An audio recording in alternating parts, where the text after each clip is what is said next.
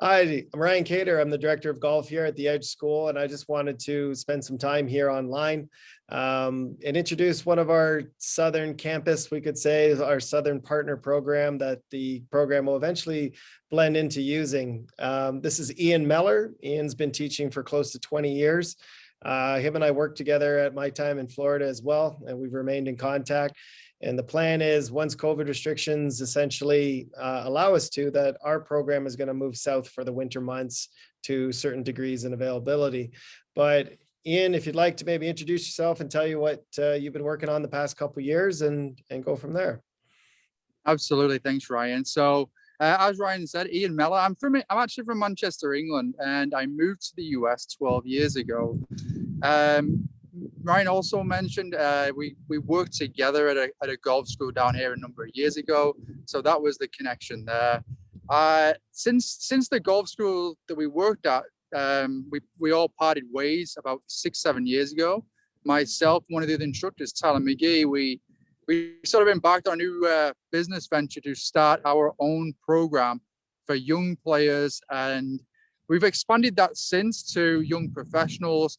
The whole, let's just say, goal of the program was to provide young players with the opportunities to train like PGA professionals. And just to touch upon a few ways in which we've managed to do that. First of all, you can see behind me, the weather's beautiful here now. So most PGA professionals in their off season, they're gonna be based in a climate that allows them to train all year round if they wish to choose so. So we've managed to really bring that component, be able to stay in Florida, base ourselves here. Very grateful for that. The facility itself, Orange County National, that we're based at, hosted the Corn Ferry Tour Championship, or Corn Ferry final qualifying, sorry. It has done it numerous times in the past, but it did it just in 2019. So the facility itself is just set up for running events of that magnitude. So obviously, Corn Ferry Tour preparing guys for the PGA Tour. So it just aligns once again with the goal that we set out to do. We've connected every different assets of a dynamic that young players would need to train in, to just reach their potential and give them every chance that they could have to become the best players that they could be. So we have them working in the gym with guys that train PGA Tour players. Very common for the players that we have to be training alongside the likes of, the other day it was Ben Ahn, or Lydia Ko the other week. So that is the environment that we've managed to create here, where the young players can see that they're doing the very similar things that the top players in the world can do. And that is also something we put emphasis on with the players, is that if you select the right things to become great at, the small things that are the fundamentals for success long term, and then you just compound them, get 1% better every day, it's amazing where that takes you in the future. So if you can see the guy in the gym doing the same exercise as you, but he might do it a little bit cleaner, a little bit better, you just make that connection that you're on the right track. So training like PGA Tour players, that's what we like to think we're doing. Tyler managed to pick up a player that he coached to win on the PGA Tour. I work with a number of PGA Tour players. We bring in all the technology that the tour players worked at, from 3D analysis to using TrackMan and FlightScope on a daily basis. So again, I just think we've managed to captivate that to a really high level.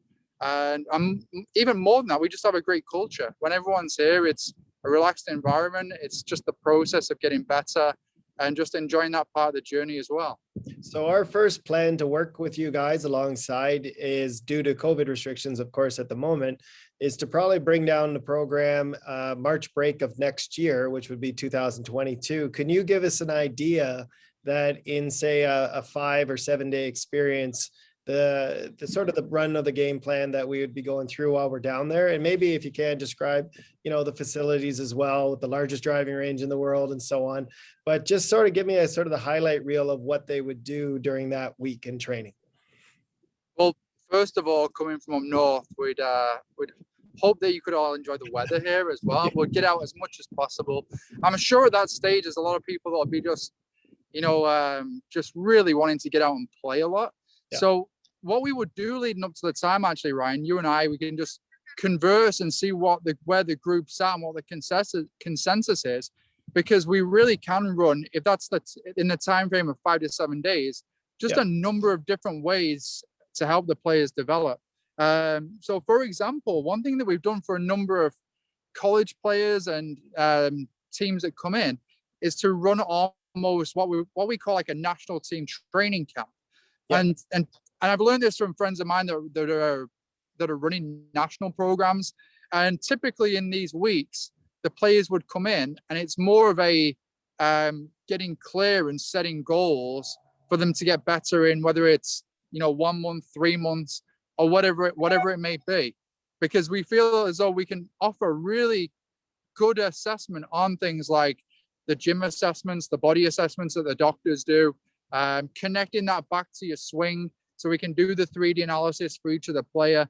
And once you start adding in all these components that typically it's hard to access anywhere else, it just provides that clarity of what the player needs to do over a certain time period. So that would be option one.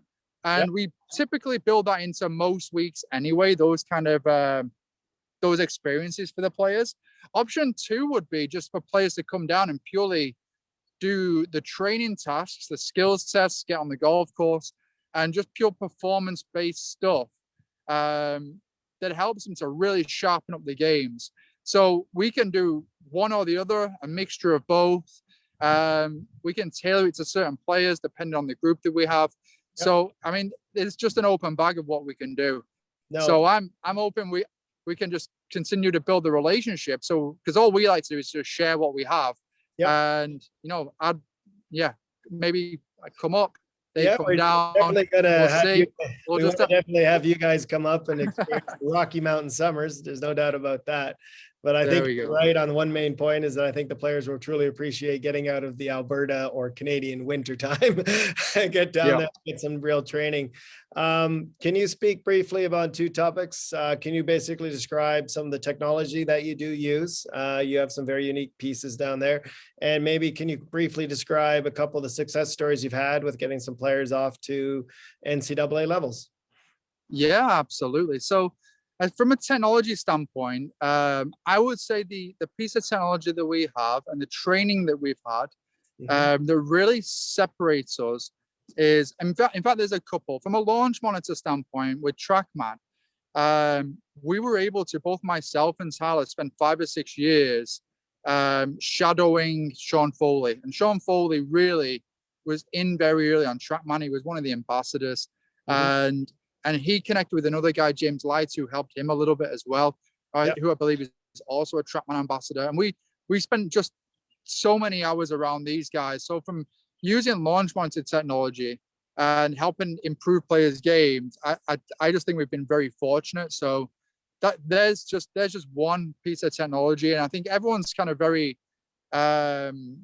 just very understanding of what TrackMan brings now.